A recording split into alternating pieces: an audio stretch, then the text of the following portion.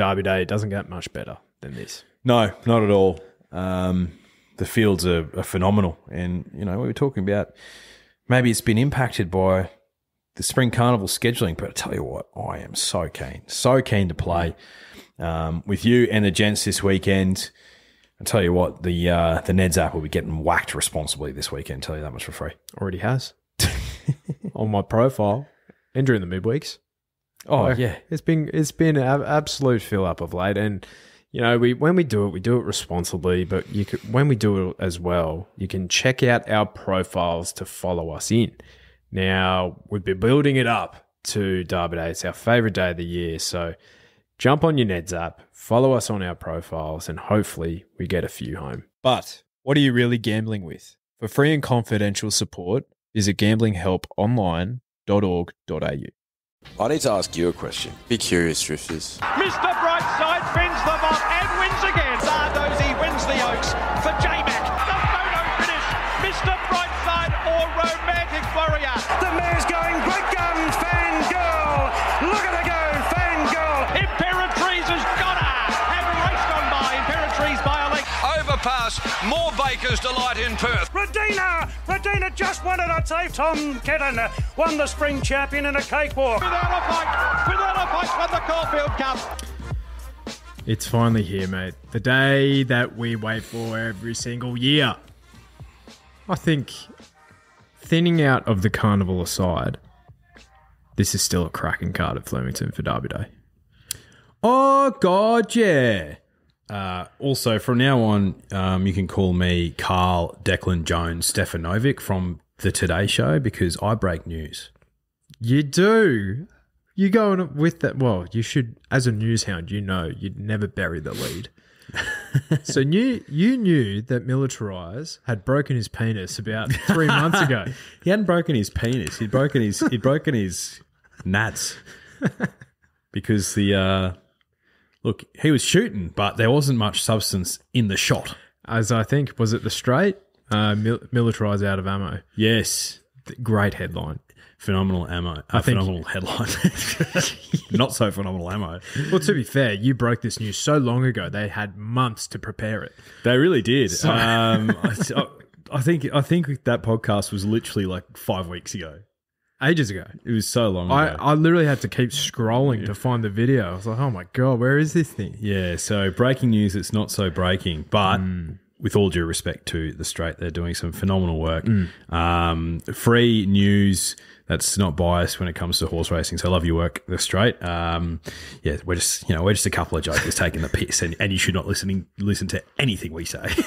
We do not take anything seriously. Zero. Therefore, you shouldn't take us seriously. Zero authority. Can I just say, this is probably the first time in a long time both of us are wearing the punting cap on the pod because I always forget, and you always pay respect to the occasion, and I'm not very respectful, but I thought Derby Day, like I should. I reckon the last time we wore it was Stradbroke Day, not this year, last year. Yeah, so that's my bad. And I also wore a black tee for those listening and not watching on YouTube because what's the theme on Derby Day, guys? Yeah, black and white. I didn't put two and two together. I'm wearing white pants, though, or white shorts. So, between us, we've kind of figured it out. Mate, between us, we've tipped the card. So, like, what do you mean we figured it out? Of course we have. We've cracked the code. We've cracked the code. Have you?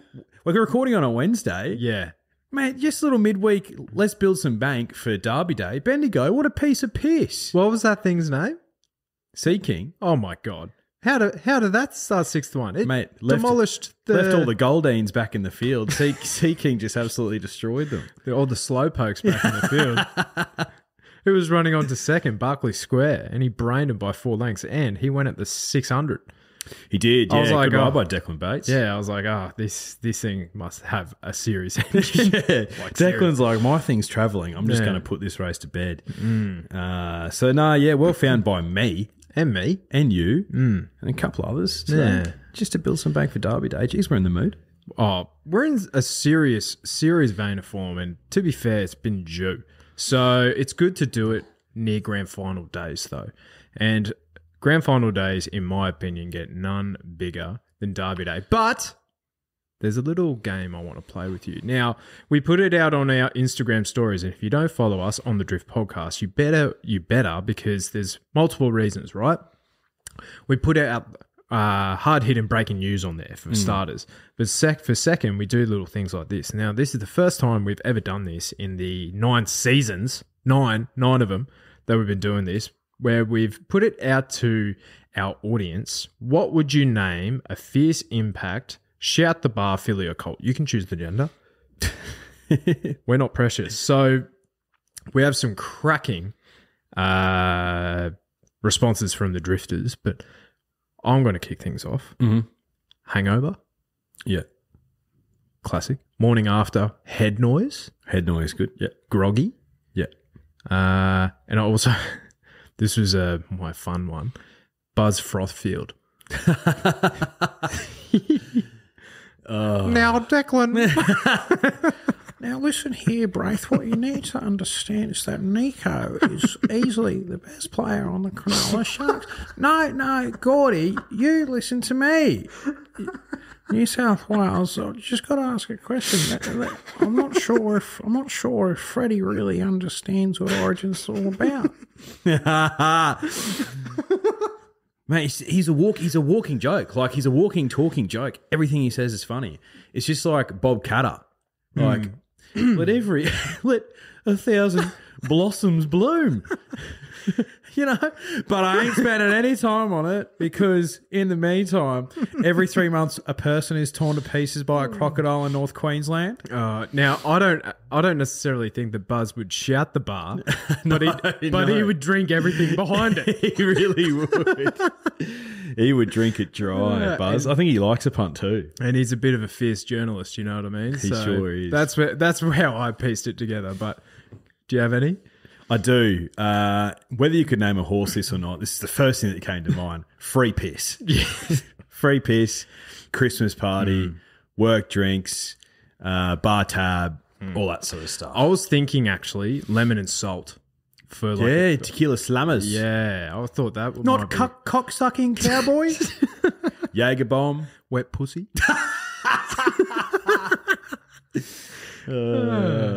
All right. Don't give us a free license, drifters. Don't give us a free license. All right. Oh, that was funny. I was literally crying. 1,000 beers. All right. We're going to put your names to these, so they better be good. I've read through about half of them. So, Josh Bell, the Singo Effect. Makes sense, right? Yeah, shout the bar. John Singleton. Yep. All right. Chuka, you've written a dossier here, so let me read this out. Scream Crusher. Hear me out. A fierce shout is a scream, and an impact bar is part of a rock crusher. It also ties into the pedigree a bit further down the line. Oh, shit. Fierce Impact's second dam was Anna Sturs.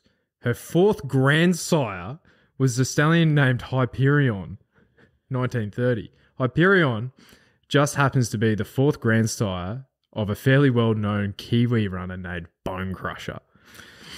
Based on all that logic, you've successfully just bought your Cox Plate horse.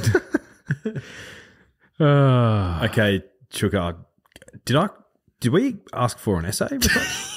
I don't think that was part of the... I liked the effort. Yeah, okay. I appreciated it. Okay. My mate, fourth grandsire? That's some serious work he's done. He's More done research than me. He's done some research on bloodlines. I can respect that. Craig Sneesby would know a thing or two about naming a horse. Mm-hmm. Pub fight. Yeah, that's good. Pub fight. Tuck Bell, Impact the Bar. Josh Buttonshaw, Impact the Bar again. Or Josh's son. Just straight up. Kurt Raymond, Shouting Impact. Jake Milne, Out Cold. I like that. I like that too, yeah. Brandon Francis, 2-day hangover. Brad Tyson, Broke. Well named. Jay Meaney, Singo's son. Josh Bunny, Late Night Impact. As Burden, Fierce Hangover. Melbourne Sean, Impact the Bar again. Lewis White, Angry Barman. Don't mind that one. Yeah, I like that. It's almost like Who Shot the Barman. Tim Smith, Impact the Bar again. Impact the Bar. And James Lunny, Fireball. I like Fireball too. Yeah. Now, some good ones in there, drifters. I reckon maybe we need to keep it going. Yeah, well, I think we might do it for each So the reason why I picked Fierce Impact and Shout the Bar, Fierce Impact won the Cantala when it was on Derby Day, and then Shout the Bar won the Empire Rose. Mm-hmm. And they just so happen to wear the same silks. So we're not really going to delve into their pedigree if they're related. There might be some incest. Hey, unfortunately, there is inbreeding in horse breeding. That happens. But look, there's got to be some sort of gap between sires. That's for sure. Now, I'm not going to spend any time on it, but let's get into this card. But I ain't spending any more time. Unbelievable. Flemington, race 1, a rail in the true. Now, there is a northerly wind up to 25 kilometres per hour, which could be a head breeze in the straight, I believe. So it could be beneficial to get some cover. So if you're thinking of last year, it's basically the opposite. So you'd want to get a little bit of cover during the run. But it's only really effective if it's 20 Ks an hour or more. So, if it's less than that, who cares? And we're recording on a Wednesday. The forecast could get even worse, so check your local guides. Now, speed in this race. I could see Feroce, Hammett, and Actor Non-Verba going forward, but I think that a lot of these are looking for a position behind. I don't think there's a stack of speed in this race. Doesn't look to be a lot of speed at all, and I think you just got to look at the depth of the race too. Like, how many of these horses have the ability to come second in a Caulfield Guineas? Depends, but I think $2.30 for Feroce, who started 60-1 in a poor edition of the Caulfield Guineas. Are you really batting up for that? No, I'm not batting up at the price, but you got to start there though. Of course you've got to start there, and then you're like, okay, cool. How can I get it beat? Well, you're looking at the next in the market, Aliana. I thought she was a little smarty. Picked by the Source, I believe. No, at enormous odds. But then you find her $3.50 here. Does get J-Mac. Chris Waller in the Carbine Club Stakes has a phenomenal record. I remember a little filly called Fangirl and another one called... no, actually, Espiona didn't run in this race. But anyway... you're thinking of when we were down there last, he brought down Pungo, and he was 3-1 and he ran 5th. That's right. I'm thinking about that. But Chris Waller targets this race every single year. He does. So they're the two obvious starting points, and I'm looking at the rest of the field, and maybe I'll need to lean on a bit of your expertise to see if there's an alternative form line at a decent price. It's decent enough. $8.50 decent enough. That is decent enough. Stylish Secret, mate. Won the Derby preview. Kept fresh for this, and this horse, if he had a license, it would say Certified Line Chaser, because that's all he does. He absolutely smokes the line. And so his form is around the likes of Evaporate, and he obviously beat all those horses who are going towards Derby. I think the writing's on the wall with him, where the stable just go like, I just don't think this thing's going to stay. Freshen him up, target him towards the 1600 in the Carbine Club. I think it's a sensational bet to kick off your day. Yeah, and King of Wall Street has obviously Frank the Form. And you've also seen, Evaporate running a Cox Plate, like a dead last in a Cox Plate. But what are these doing in a Cox Plate? Oh, doing much the same. Exactly. Like, especially with the run that he had. He was 3 wide. Is it World War III? Is it World War III? So if you can't hear that, that's just a helicopter. Chopper. Chopper going over. But anyway, it's gone now. I think Stylish Secret will run super. From barrier 6, they'll be looking for a position. I don't want him to get too far back. But I think Aliana, people will, because Aliana was back to the inside and Canara was the other one, the stablemate in the same silks coming out wide. Now, I think people will naturally, in my opinion, be going towards Canara because she had a tougher run, but she also had a 3 kilo weight swing on Aliana that day. She carried 3 kilos less. There's a 2 kilo weight swing in this. So I think that will kind of even things out. I think Aliana will probably be last in the running, I'd say. So heart in your mouth sort of stuff, but I'm going to have Quinellas around Aliana and Stylish Secret. Yep. No, nice enough. Nice enough to bet into it at $8.50, I think. Yeah. So no firm opinions from you? Nah, no firm opinions at this stage. All right, race 2, the Vanity. Holy smokes. So this is the new addition to Derby Day. It is $8 the field here. Group 3 for the 3-year-old fillies, set weights and penalties. Just the 16 runners with one emergency. There is so many form lines here, I don't even know where to start. I'll start with a speed map, and I think there's going to be plenty of it. Too Darn Lizzie to go forward from Iron Velvet, I reckon. Dominator could go up there along with the stablemate Too Darn Lizzie. Bennett Gill will probably go forward with Extremely Hardies from the low draw. And then I could even see Stage and Screen go up there too. I think it's going to be a truly run 1,400 metres. Your natural... I know how you operate. You want to get a result with GGs. But how do you feel about barrier 16? Yeah, you know me well. Would love to get a result for her, but terrible gate. I know where she's going to be, and I feel like the last couple she's been in a position to probably put them away, and she just found a couple better. So I don't want to go back to the well again with her. If she wins at 14s, will I be devastated? Absolutely. But I think I can find the winner in this race at a big price anyway. I backed Chewing Gum at Sandown, and she finished midfield there. And she came out at a big price in the Thoroughbred Club of Australia plate and was ridden really quietly and absolutely came home like a freight train to just miss Kuriyanagi at a big price there. You're getting $13 here. She draws to sit closer, and to your point, I think there's going to be a stack of speed on. If Flemington's got to travel later again, then, you know, I don't think it will. It could be a risky bet, but I think it'll play fairer this time. She looks to me like a filly who wants a bit more space, sit just behind them, and then she go bang, Chewing Gum. She's at 13s, which is a price I'm happy to take, but there's a stack of others at a similar price that you could back. I was looking at the all-in markets, and she was about 30 to 1. And in the previous, Aliana was about 15s. Yeah, wow. And she's into 350. So, but also, I couldn't bet because Aliana was nommed in 3 different races. So I'm like, okay. Thanks, Uncle Chris. Yeah. So, but yeah, Chewing Gum was also one of those that I put a little circle around. I thought Good Sort coming out of that Aliana form line was extremely unlucky from barrier 13. Drops a couple of kilos from that run. Barrier 10, J-Mac on for Chris Waller. You know, I wouldn't be shocked if he had a double by race 2. That's what J-Mac does on Derby Day. Yeah. Matisse is one of mine. Barrier 6, Blake Shin on. She could improve with the blinkers on and getting to Flemington, absolutely. But the one I landed on, dog shit gate, is Kuriyanagi.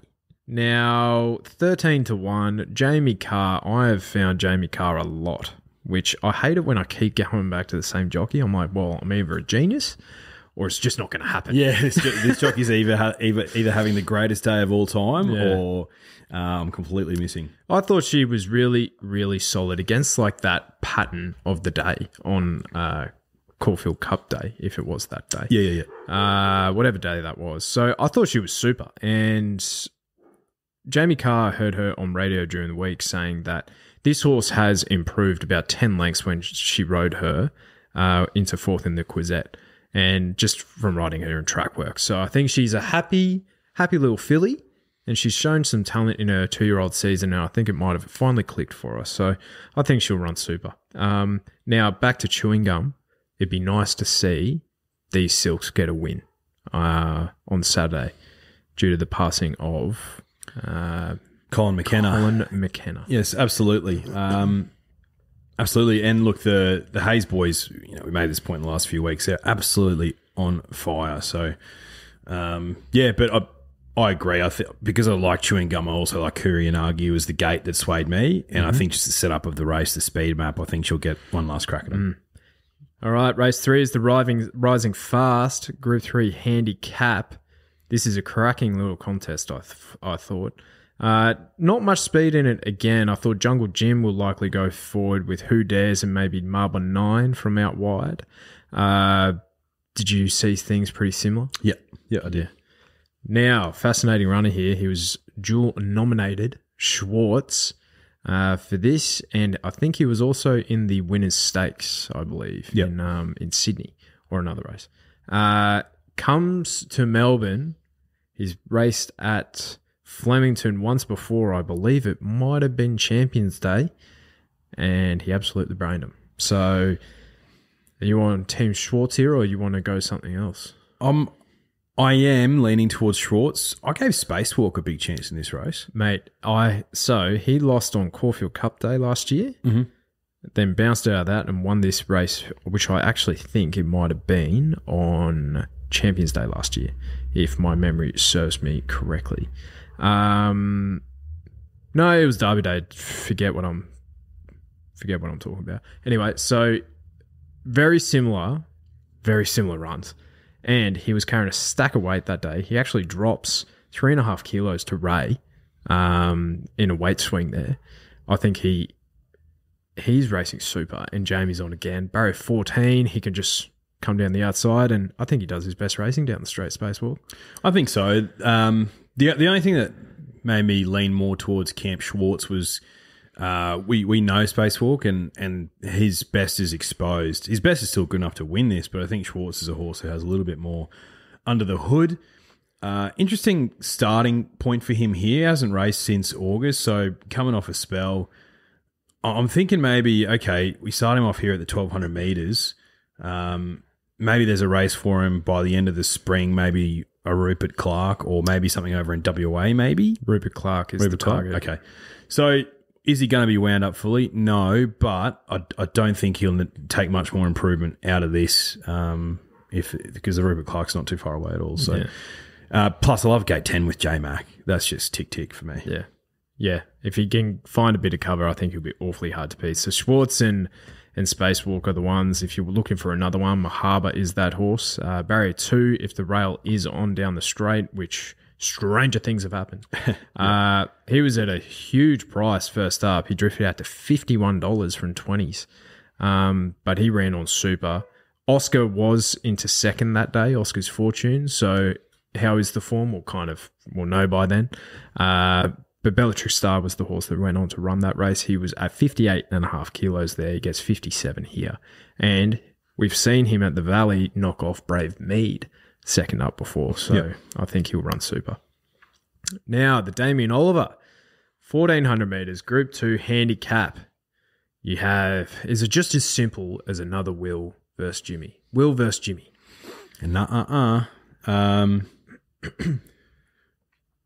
Geez, another Will's awfully short for a horse that's coming off a seventh in the 2 rack. I'm looking at this race and I'm seeing absolutely no speed, absolutely none. And we saw another Will lead in the 2 rack last time, and that busted him up. So he's looking for cover. But who's he going to get it from? I'm not 100% sure. Jimmy Star, we know where he's going to be. He's going to be all the way back. I think a track like Caulfield suits him more because if you watch his wins at Caulfield, he almost slingshots around the bend, and that really suits his running style. I think a long Flemington straight will give him time to wind up, but I know where he's going to be. He's going to be last. I thought the win of Mighty Ulysses was really smart on Caulfield Cup Day. He's a horse who had his first preparation in Australia last time and put him to the sword over a mile in a listed race in Brisbane. They sort of came off the boil in the Hollandale, and then he ran in the Stradbroke, which was not the right race for him at all, coming back from 1,800 metres. Really liked how he went in the Moonga Stakes last start at a big price. I gave him some thought, but just, completely put a line through him, probably based on price more than anything else, which was silly. Learned my lesson. He's $7 here. He's got to carry the top weight, but I think he's going to lead, and I think Jamie Mott with him will take some of improvement out of last start and could just hold him off. So I think $7. I'd rather take that about him than the $2.70 with another Will. And the short price for Jimmy Star. I think Jimmy Star is the biggest threat, but I just don't think the race sets up that well for him at all. Okay. I was team another Will here, and he was their prices were basically flipped in all in markets. So he was about $350, and Jimmy Star was about $270. So they've kind of flipped, with another Will being $2.70 favourite with Ned's at the moment. He's raced at the track once before, and he brained him by 4.5 lengths. He's been doing his work at Caulfield, and I don't think that is his track at all. I think this horse needs plenty of room to wind up. He's been proven to be versatile where he does go forward, but I think he's so much better when he's ridden with cover and put to sleep a bit. I would love to see Jamie do that. And Jamie's not the most aggressive rider anyway. So I think she'll, from barrier 2, just try and hold that position. If she's 3 pairs back with some other horses going forward, I think it will be. I think this is the one that is going to win for these Silks this weekend. I have a feeling for another wheel and Colin McKenna. So I thought the speed in this race could have been the likes of the astrologist going forward, not an option even. Tamer Lane is probably the most the logical one, but he's first up, and I don't think he's ever won first up. Or the last time he won first up was 2021, and that was in Gosford in May. So you can have Tamer Lane at the $8. I thought Stapati, in his 3-year-old year, he was going forward and he was being a bit more on pace. I reckon they might try that from a better draw. Barrier 6 is not the worst. Yeah, because Dry usually shows a bit of initiative, doesn't he? So another will, I think he'll bounce back. Now the Wakeful, 2,000 metres, Group 2 for the 3-year-old fillies, set weights and penalties. I was not expecting to see Powers of Opal as a 290 favourite here with J-Mac Johnny Sargent. I thought if she wins, so be it. I'm going to be taking her on. She looks a stayer to me. Ocean Park filly out of a staying type dam. I think a dam won or placed in a New Zealand Oaks. Yeah, I found it interesting. Coming out of the flight stakes, she led there. She was like, why are you leading? She's not a leader at all. Johnny Sargent goes, okay, we need a bit of a reset. We need to take this filly to just get a win, which she did in a maiden. Super maiden, though, so a bit of cash. Powers of Opal. Had J-Mac on there, and J-Mac, like, how many of these could he ride if he wanted to? He decides to stick with her because, yeah, 290 is awfully short. I thought she'd be like $6 or $7, but I'm looking at the rest. And I'm like, how am I trying to get her beat? I don't like Treasure of the Moment at all. I thought Jenny's Meadow could win this race, and the other two are Danny O'Brien's Hurry Curry and Inevitable Truth, the other Johnny Sargent horse, and also Shocklets by Shocking from Kieran Maher. But I'm like, why am I trying so hard to get her beat? Maybe the 290, maybe the $3 is for a good reason, and just stick with that. Yeah, that's fair. Yeah. Are you concerned of the mile up to 2,000? No, because she looks to me like this will be even better for her, and I think her breeding would suggest that it's better. Yep. We've backed Johnny Sargent, both of us, a few times in this race without much luck. But he hasn't won this race for about 10 years, I think. So it's almost like one of those Nelson Mandela effects. I was about to say the exact same thing. I think there's a Mandela effect with Johnny Sargent with staying fillies. I think they run okay, but he hasn't. I think that's old news. His strike rate isn't.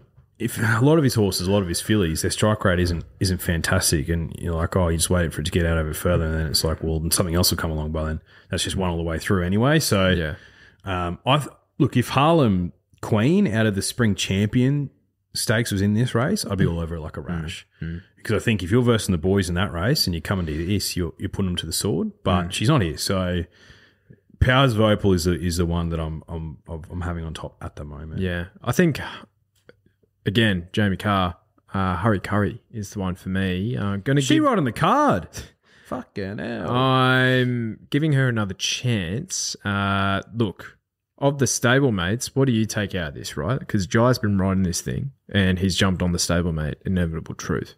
Now, take that. I don't think that's the way to look at it. I think it's more of a case of we know who we'd prefer. Yeah, okay. So, all right. Sorry, it's not the stablemate. It's bloody Danny O'Brien. Apologies. Yeah, Jamie Carr on Hurry Curry. I think she'll run super. I think the key to her is the good track as well. So, and she was only beaten just under 3 lengths there in the ethereal at 2,000 meters. So I think she's going to be rock hard fit with that match fitness. I could see her improving back to Flemington. Now, Group 1, Coolmore Stud Stakes. 1,200 meters, Group 1 for the 3-year-olds. Set weights. What are your thoughts here? Best race of the day, easily. That's my thoughts. I could pick 4 or 5 on top. Yeah. But you have the floor because I know how you're going to bet in this race. Or what I assume that I know that you're going to bet in this race. The speed map is Gallant Sung, Growing Empire. RaceNet have Lady at Camelot going forward. I'm not sure about that. And Yoshinobu from the Inside Barrier as well. I'm not going to say devastated, but I would have loved Barrier 8 for Traffic Warden, because Jamie Carr during the week, I don't know if you saw this, she said he's a naughty, horny colt. That's my concern. Naughty, horny colt. Well, actually, no, it's not a concern. I love to hear that. I love to hear that about Traffic Warden. But I don't want to, if I'm going to bet on him, it's hopefully after the jump, because I don't want a repeat of the Everest. But at the same time, if he's relaxed, well, he'll start favourite. It's not even the little fillies. I think he might be by, because it was the because it was the ponies that were getting him up about. Really? Yeah, I think he was just getting revved up by anything that looked a little bit different. So now he does have Lady at Camelot into his inside there, but I do see that they put the earmuffs on him pre-race just to try and settle him down a little bit, because I think he's just feeling himself a little bit. I also heard an interview with James Cummings. This would have been before the Cox Plate, right? Probably when we were on the plane, because I had so much content to download and listen to. And there was a horse like neighing its head off behind him, and he was like, "Oh, that's just Traffic Warden saying g'day to everyone." So I think he's a bit of a dude. I think he feels himself big time. So getting back to the race, I've kept this really simple, right? Which could be to my undoing, but look, I was going to back him in the Everest. This is easier against his own age group. Traffic Warden on top. I'd be very upset with you if you didn't. Yeah. Very upset with you. Because, if you think he's going to win an Everest, then put this lot away. Oh, yeah. That's my logic. The one I am petrified of is Switzerland. Barrier 8, J-Mac. So you should be. Coolmore Silks. Oh, my God. Chef's kiss. He's my on-top selection, Switzerland. I would love to be a fly on the wall in those Everest meetings that Chris Waller had with Tom Magnier, and I would not be surprised if Chris said, look, quick back up here at the Everest. I think he can win, but he'll win the Coolmore. Yeah. I can just see that. This horse hasn't gone to the well too many times. No. J-Mac, Gate 8, he's my on-top selection, Switzerland. But I'm petrified of Traffic Warden. Petrified of him. He didn't run on the Everest because he got too worked up, but I can't have him because of that. Yeah. But I would not be surprised if he's 50 metres to go. It's just like, see ya, boys and fillies. I'll catch up with you later, fillies. And Traffic Warden wins this race. I think your Dolphins do a little bit of luck as well. So, not that they need it, but I'm petrified of him. Growing Empire, interesting one for me. Mark goes back on, and this horse and Mark just get along like a house on fire. This horse hasn't finished out of the placings, and Mark hasn't lost on him. Gets gate 9. I want to see them ride him a bit quieter. He's got tactical speed, but I would not be surprised if Mock just stays on J-Mac, because they've drawn right next to each other, and she goes, I'm going with you, bruh. And I would not be surprised if he's ridden quieter and he puts his field to the sword, Growing Empire.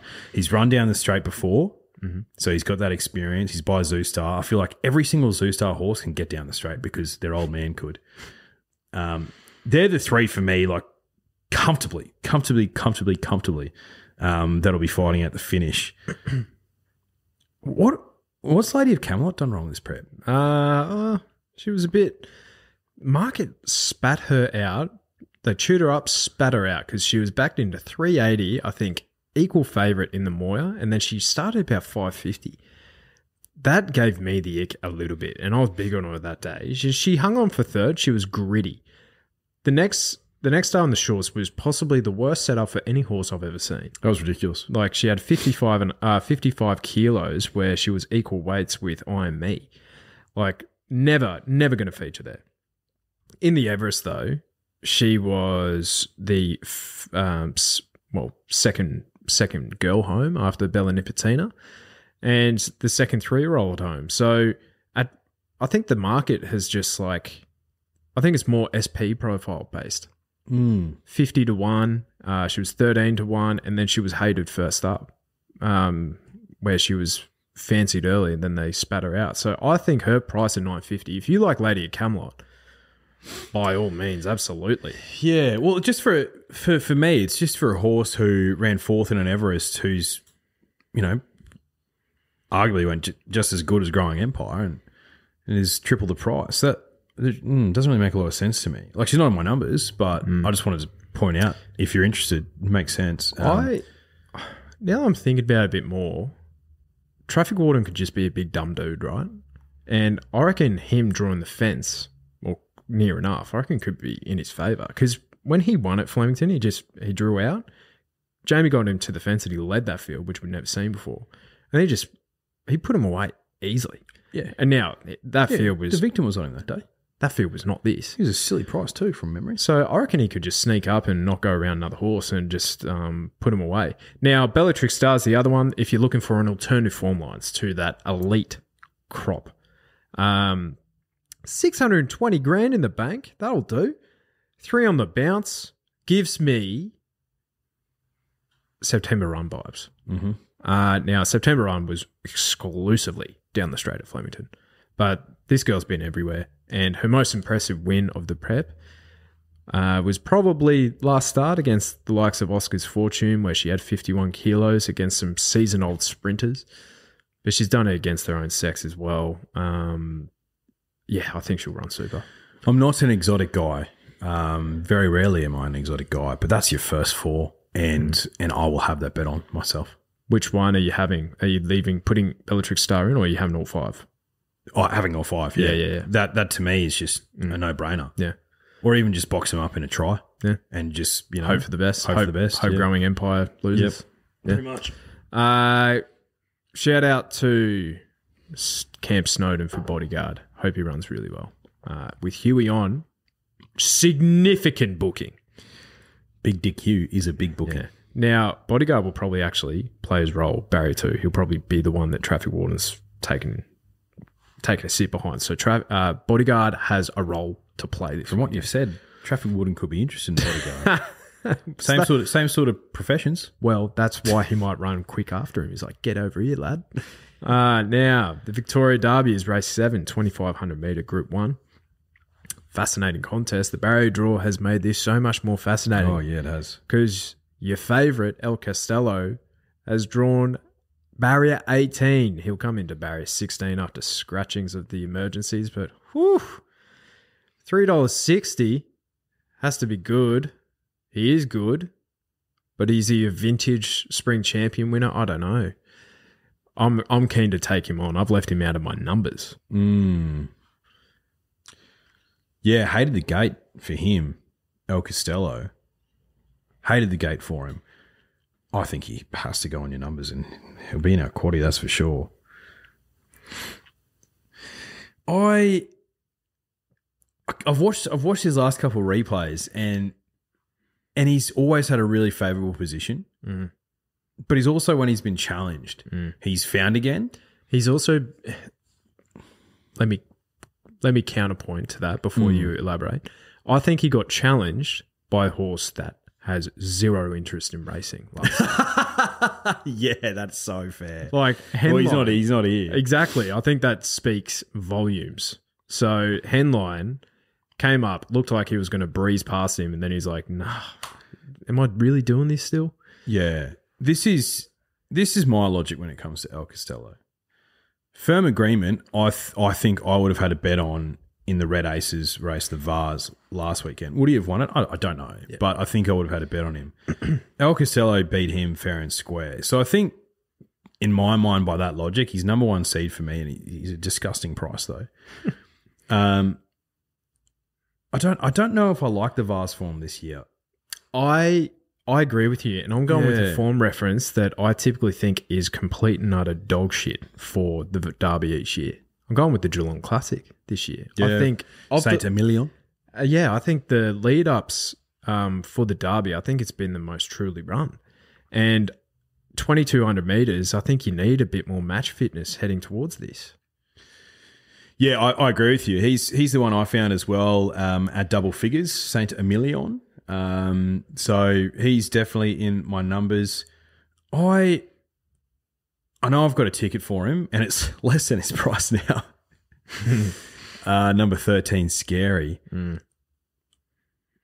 He's just been in these fastly run races, and you mentioned Johnny Get Angry, which I think was incredibly well found because we were laughing about him the entire prep, and he was running well at big prices, and he ended up running in this race at 50s because he never had the flashing light, but we just said about him, which was like, he's just a grinder, bro, needs further. Turns out he did because he won the fucking Derby and we didn't have a cent on at an enormous price.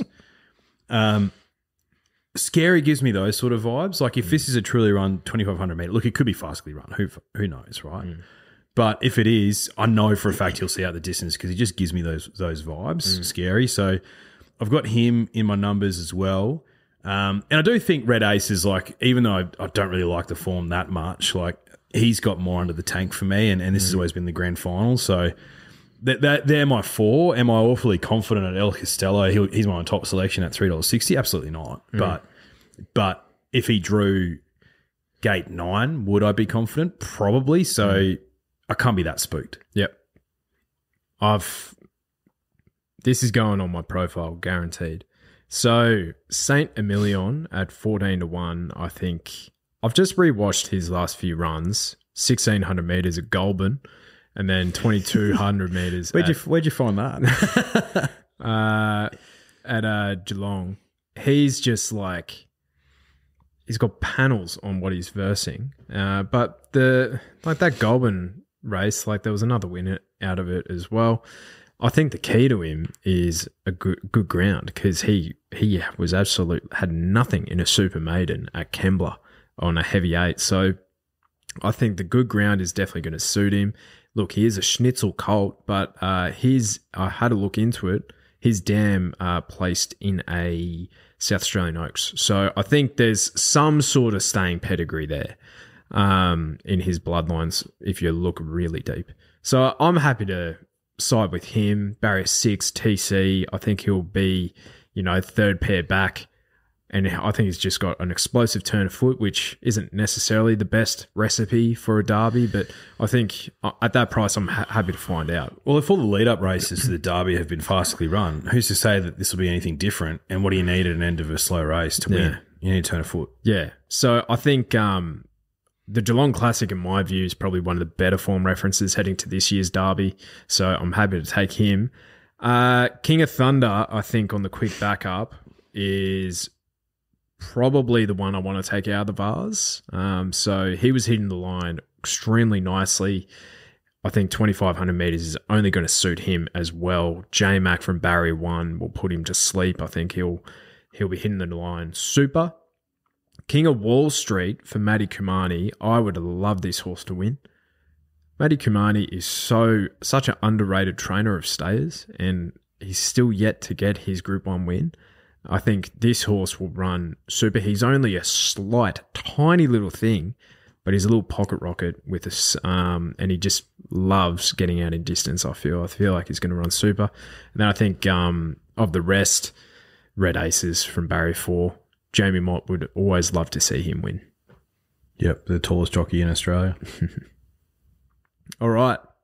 The Empire Rose. Doesn't get much easier. But look, your boy's got a pretty decent record in this race. Doesn't mean I'm going to pick the winner this year, though. Fuck knows.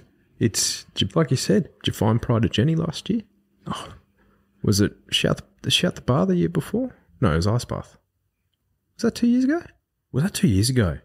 Must have been. Yeah. Yeah, wow. Then before that, it would have been Shout the Bar. And then... Melody? No, Colette was there somewhere. Colette, yeah, Melody, Scholes, So it's been... Shillelagh. It's been a... You've had an early run, but you've had a run of outs. Oh, Forget I said that. God. You're going to pick the winner this year. Thanks, mate. I reckon you're going to pick Zardozi. What is she doing here? Caulfield Cup down to this. Surely she won't run. No, she will. James Cummings came out and said, yeah, she's going to run the Empire Rose and then we're going to run her in the Melbourne Cup. What? So this, for me, is just a track gallop. for her. Has to be. So I couldn't- Daniel Stackhouse is riding with due respect. So I couldn't possibly. But also, like, Via Sistina did 4 laps of the Valley and then came out and brained him at a Cox Plate. So Zardozi coming back from a Caulfield Cup where you had to be a leader that day. You know, maybe she'll run super, but yeah, I'm just going to let her through to the keeper. There doesn't look to be a lot of speed in this race, mate. No. At all. And there's a horse that has been flying under the radar a little bit this prep, who has been leading all the way and running some pretty good time. And that's number 11, Grinzinger Bell at 14s. Gets a simple lead here with D Lane on. And she's done it on good, she's done it on heavy. Form around Alsafina and Lady Jones, which is good form. Like, is this lot a cut above? Yeah, probably, but she's $14, so she could just have one of those Pride of Jenny-like races. She's not Pride of Jenny, but where she just leads and nothing can run it down.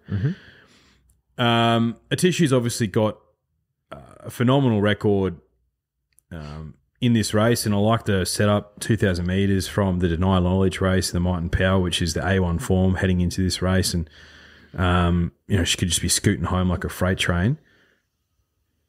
I think this is Amelia's Jewels time, though. Going back the anti-clockwise way of racing, I thought she was good in the King Charles. I like that she's staying at a mile.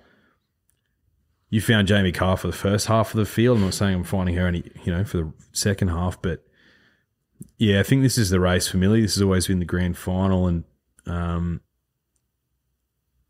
yeah, she's probably going to be my top selection, Amelia's Jewel. But I think Grinzinger Bell's the one at a big price for me. Well, if you checked my Ned's profile, let me actually check it. And gamble responsibly, you can't get on this anymore at the price I put it out on, because it was simply, actually, let me wait till the last, because there is one in the last that I've chucked in there. I thought this was a race for Kaimochi. You might hate the stable, and you might not think that a Silver Eagle at 1,300 metres is an ideal preparation run for at the mile, but this girl doesn't know how to run a bad race. I think she's absolutely flying. She looked outstanding in the yard at Manikato night. She was 3 wide that night, and she was the first mare home. Similar in the Silver Eagle, she was on speed, and she only got cover really late. She was the first mare home there as well. Barrier 1 with Huey on, I think she's just going to be ridden positively. Behind the speed, she's going to pop out, and I think she'll just grind them down. I cannot see how she runs a poor race, Kaimochi, and she was $17 earlier in the week. I think it's because she is a 4-year-old mare, but I think Yulong have stepped in and gone, hey, brah, forget about the Golden Eagle, let's get her some black type.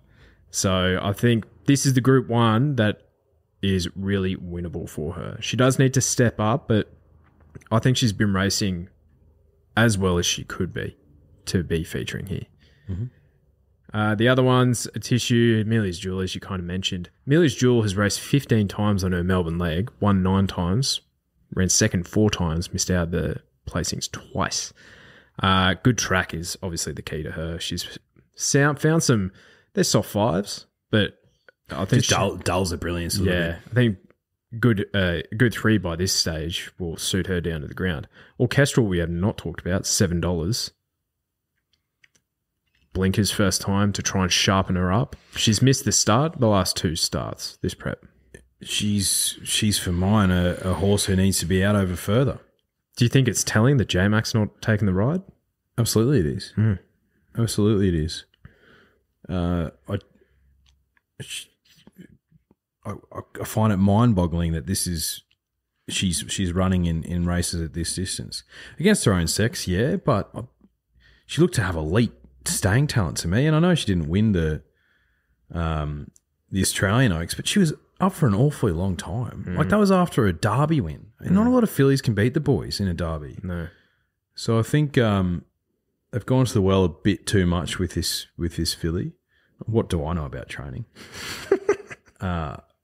So yeah, interesting, and it could be just a little bit of that 4-year-old mare syndrome for me. Plenty of ammo on the quick backup. Barrier 3 helps her significantly. It does, and third up here, plenty of ammo. I looked at her a little bit. I'm going to risk her because she's a 6-year-old mare who has only had 7 starts. Inferior formula.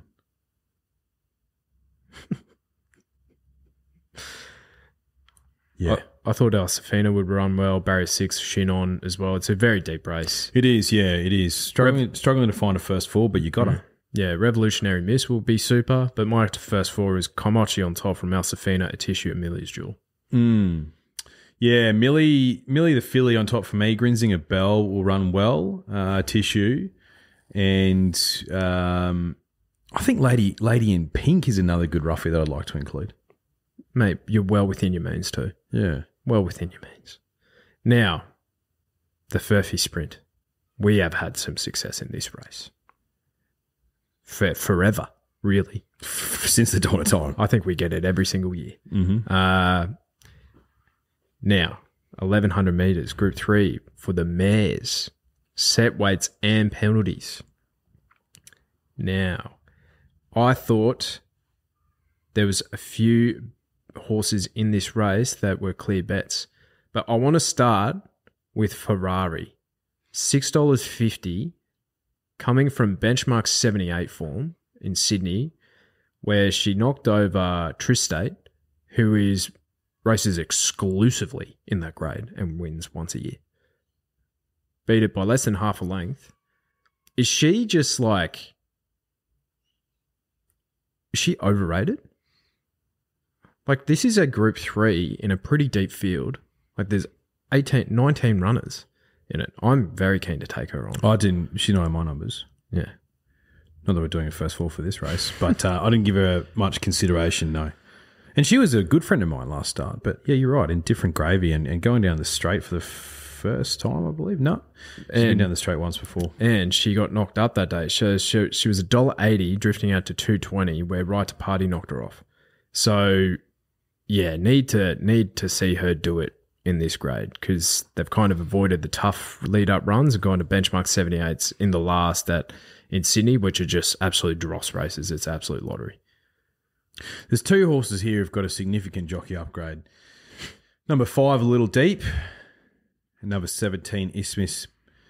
5, A Little Deep, John McNeil, see you later, mates. Jamie Carr jumps on. Isthmus, Blake Shin jumps on for Jai McNeil. Isthmus last start, probably wanted to see her a little bit better, but after the fact she was lame. And she had one of the biggest nudges in the ribs, would have taken every inch of air out of her. Yeah, so big forgive at $11. A Little Deep, I've been on nearly every start this prep for a couple wins. I think actually, sorry, the one time I wasn't on her was when I backed Arkansas Kid like an idiot. Beat him, backed her the 2 starts since, lost to Kundalini and Aviatrix. Aviatrix would have beaten a lot of horses that day. And Kundalini was smart and find it here at $15. And she comes out of that same race with Aviatrix. So I think that's some good form. They're the two I'm sort of leaning towards. Isthmus $11. Prepared to forgive, particularly because I like her a lot. And I don't think I've found Blake Shin at all day. So I can find him in the last. Yeah. So that's how I'm looking at the race. This is what I put on my Ned's profile, right? And I think there was a handful of drifters that followed me in. It's don't have the odds here, but it was paying plenty. It was a system 2, 3, 4. A Richo special. Yep. Saint Emilion at 12-1. I think he's at 14s now. It's all right. It evens out. Kaimochi at 17s. So she's into 11s, maybe. Another Will at 360 into 270. Spacewalk at $17. He was not that price, was he? No, he was like 9s. And it's been at 9s. She's 11s now. So like, summary of that story is fortune. Yeah. Fingers crossed. So Itzmis, I want to forgive her big time. I think the other thing which I don't think you just talked about, I don't think the soft 7 was to her liking either. No. What did I say what did the victim say in his notes? If she's anything like her mother, she won't want a soft track. And it proved to be true. I should just back my gut. Now, I think another mare who is in sensational form is number 3, Sans Doute. J-Mac for Team Kiwi. I think she is going to run super. Has to go in the quadrella. Has to go in the quadrella. I think, her last 3 runs have been on soft or heavy ground. And you look at her Flemington record, it'd be untouchable for some of these. She absolutely smokes it when she goes down there. Sans Doute and Itzmis are the ones on top for me.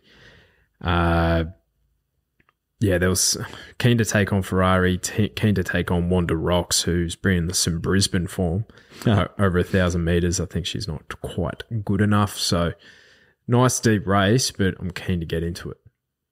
All right, so that is Flemington done and dusted. In 56 minutes, I'll take that. That's not too bad. I reckon we'll spend 10 minutes at Rosehill. The Russell Balding, otherwise known as the Think About It Stakes, 1,300 metres, set weights and penalties. Bella Nips is 270, barrier 4. Weather is looking like it will be a good track here as well. So she's good on a good track, but probably not as effective. She's only won 4 times from 32 starts. She's also not been Bella Nips as we know it right now in those 32 starts, but I'm keen to take her on at the price. I thought Sunshine in Paris and King of Sparta were the ones. King of Sparta was very good in the Sydney Stakes. Any strong thoughts? I was leaning towards having Sunshine in Paris on top. She finished 5th in the Everest, but I think that was only like a length and a bit into 5th, so it was close enough. Yeah, so she was one for me. I thought Lady Laguna as well could find some form in this race at 14s. She's coming from an 8-week break first up in the Sydney Stakes, 1,200 metres on a soft 5. I think started from a wide gate there as well. So, 1,300 metres, that's up her alley. Lady Laguna, so they're probably the two for me. Yep, love it. Now, the Golden Eagle, cracking edition of the race, 1,500 for the 4-year-old, set weights. Say what we've said plenty about this race, but it doesn't take away from the quality of it. Now, do you want me to give some summaries of these well-fancied international runners? Yeah. Ascoli Pacino, Group 1 winner over 1,600 metres in the Juvenile Fillies Group 1, and second in the 1,000 guineas over the mile at Group 1 level as well. And she also took out a Group 3 against the older horses over the mile, I believe. Outstanding form. Liberty Island, who was actually a $1.70 favourite in the 10-0 show on the weekend, actually won the Juvenile Fillies Group 1 in 2022. And Sadashi, the white filly, she won it the year before that. Yep. So world-class format. Yep. So she ran second in the 1,000 Guineas. Other previous winners include Liberty Island, Sadashi, and Almond Eye has won that as well, which is pretty wild. So absolute world-class form. Oban Burumai was a Group 2 winner over 1,400 metres and a Group 3 winner over 1,600 and Group 1 placed before coming over. So her form is better than Oban Burumai, who won it last year. Her starting price profile was $4 in the juvenile fillies and then $2 in the 1,000 Guineas. So she's very, very, very good. Likely to be off the pace. Barrier 6-17, it is what it is. Now Lazard.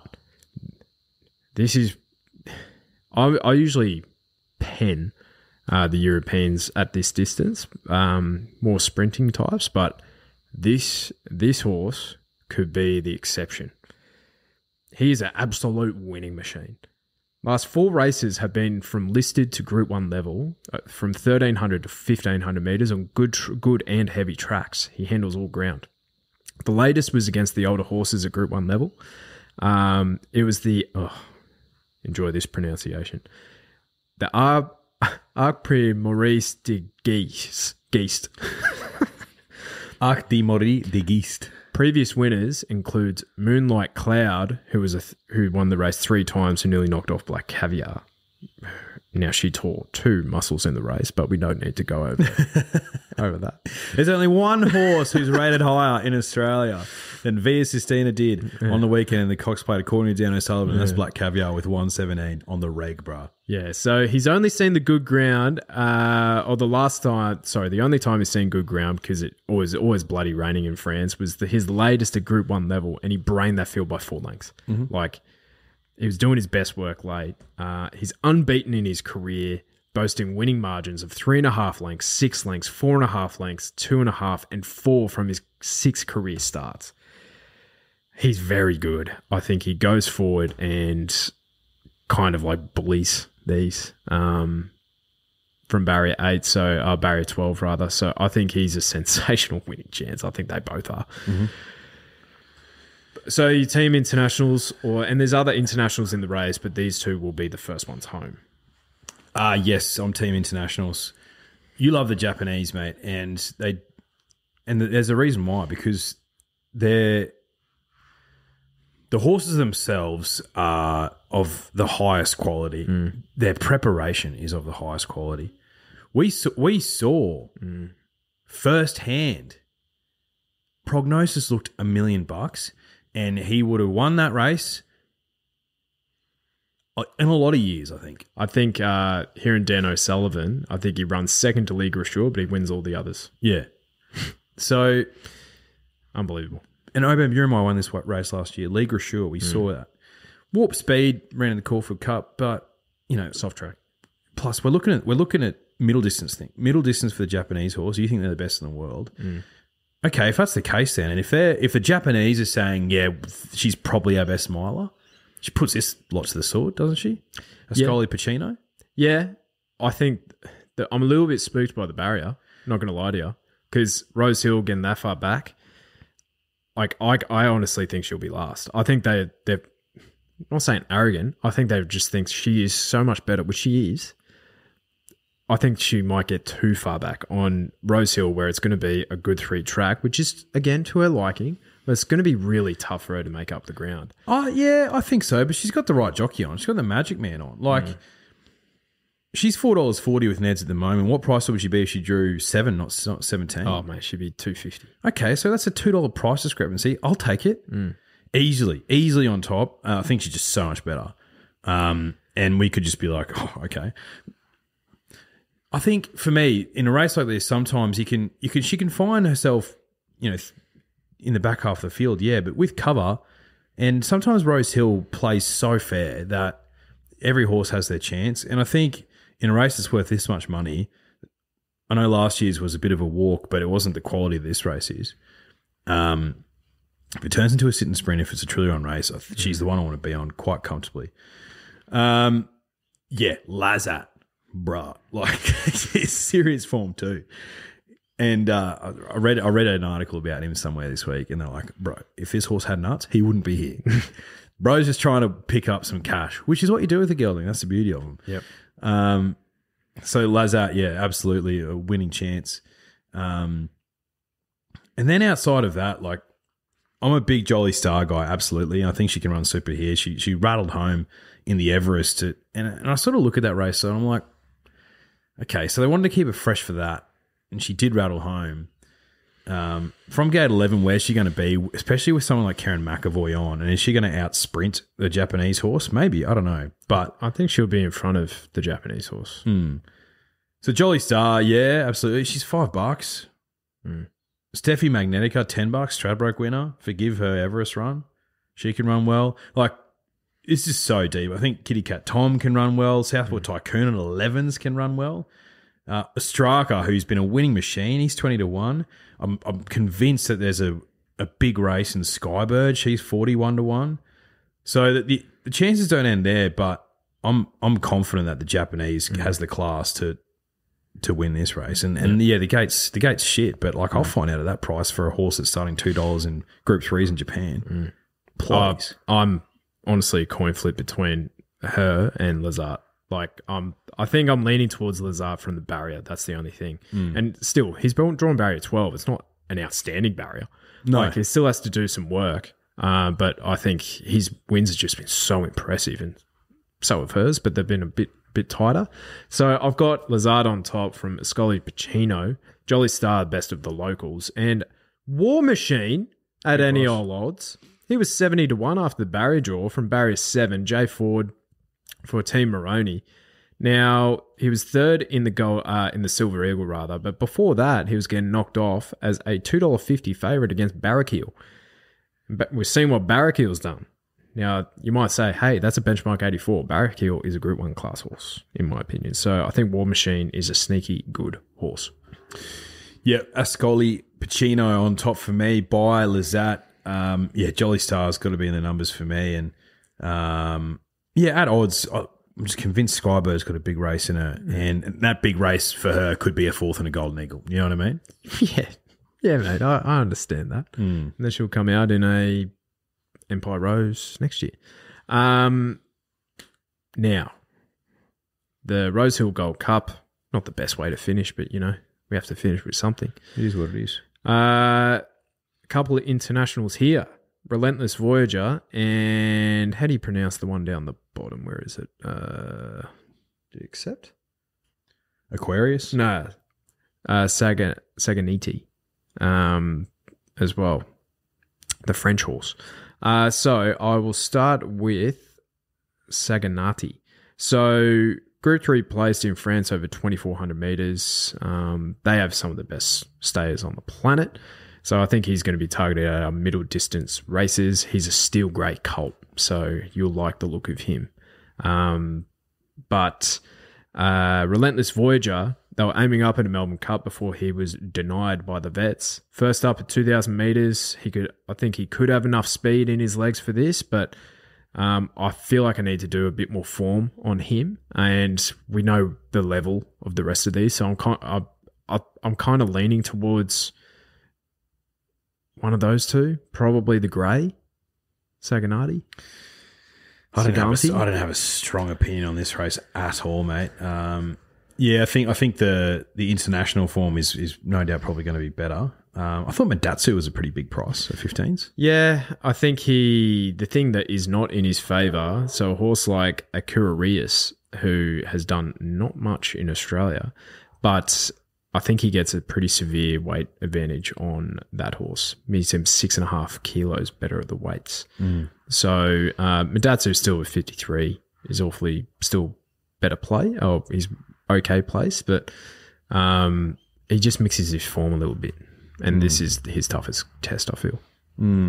Faulkner Park's starting to get to a price. If he gets out to double figures, he might be a bet. But well, he was only beaten one just over length. So. And like I said, on the review podcast, he looks to be a horse who will just get better into his prep. So maybe this run then needs another one. But And Sydney leg's big for him. So 60 kilos, but I think he's good enough.